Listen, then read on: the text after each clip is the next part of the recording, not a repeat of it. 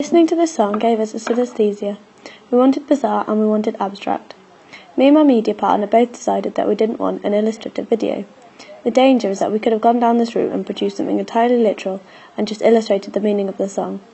We wanted disjuncture and to base the song on abstract imagery, which I definitely think we achieved.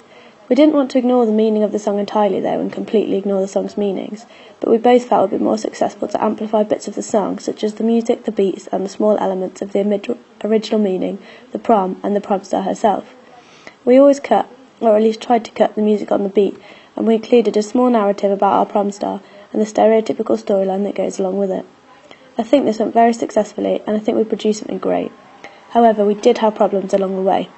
The issues of starting with another band was one, but I feel we came at this new video with renewed expertise. Although it was highly stressful to produce ideas, pictures and treatments for two bands, I think it definitely worked out for the best. Our initial idea was for a quite boring and old, used idea. Performance-based videos, though good promotion for the band, aren't that interesting to watch.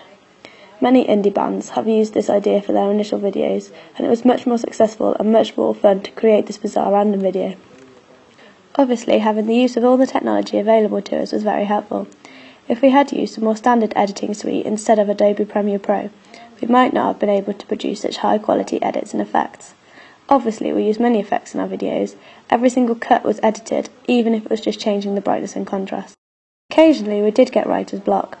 A storyboard was created at the beginning before any filming had even begun, but we discovered along the way that we needed a new element. Although our ideas are anthropic and exciting, we decided it would become boring to purely watch this. This was when we filmed the shots of the girl getting ready. The initial prom storyline was always there, but viewing a girl getting ready added a new dimension. We also began to get bogged down by the amount of work at the initial process of editing. It took, on average, an hour to edit about 4 seconds. So after a week or so we hadn't got anywhere, we started to lose hope. It was suggested to us by an outsider to look at the video as a whole rather than each second. So we did, and it was immensely helpful.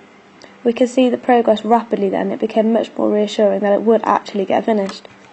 But the deadline did hinder our creative process. In the last week, we once again panicked about the amount of work left to do. In order to get it all done, we had to take smaller shortcuts. The disco ball effect in the middle, with them appearing and disappearing, was a brilliant creative idea, but I feel it lasted slightly too long. We didn't have time to fill time with anything else, so it lasted about 20 seconds. It does look good, but our storyboard plan was to have several different edits, not just one long set of edits. However, it did get finished, and I love the final result. I think the video showed much more creativity than our original idea ever could have. The initial idea would have used many conventions of real media products, but wouldn't have challenged them. This more challenging approach with more entropy and more of a disregard to the typical male gaze, dancing, popular style of music video has meant we've produced something much more interesting and exciting to watch. The ideas weren't entirely original. They have been drawn from media products, artwork and textile products, but not so much from the standard idea of real media products. But in this new Media 2.0 era, there's not so much of a definition of real media. There's much more ability to get audience feedback and to publish your own media products. 10 years ago, we wouldn't have looked on YouTube to see if other people had used ink, to see if it would be possible for us, and so we may not have used it. We've developed these ideas and this use of new media, and it has enabled us to produce something so much more creative than I ever would have thought we could.